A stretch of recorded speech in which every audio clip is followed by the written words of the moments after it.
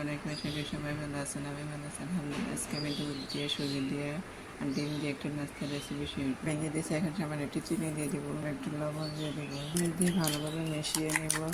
আটা মেশানো হয়ে গেছে, এখন আমি সুজিটা দিয়ে দেবো, এটা ভালোভাবে মিশিয়ে নেব।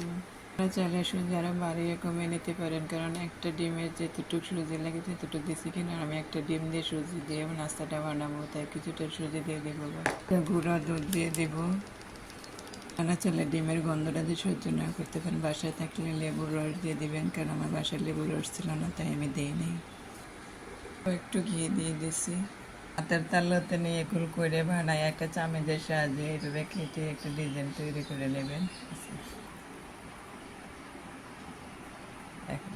দুধ দিয়ে ডিম দিয়ে নাস্তাটা পেস্ট আমাদের হয়েছে। নাস্তাটা এখন তেলে ভেজে নেব। গরম হয়ে আসছে, তাই আমি সবগুলো নাস্তা তেলের মাঝে ভেজে নেব। আর হয়ে আসলে আমি সবগুলো নাস্তা উঠিয়ে নেব। এখন উঠাই দিতেছি। গুলা নাস্তা ফুলে অনেক সুন্দর কালার হয়ে গেছে। এখন আমি তুলে একটা প্লেটে তুলে নেব। প্লেটে তুলে নেব সকালের নাস্তা। আজ এই পর্যন্ত, ভালো লাগলে শেয়ার করেন। আসসালামু আলাইকুম। কেমন হয়েছে বলো তো? বিস্কিটটা বানান আম্মু, বলো টাটা দাও।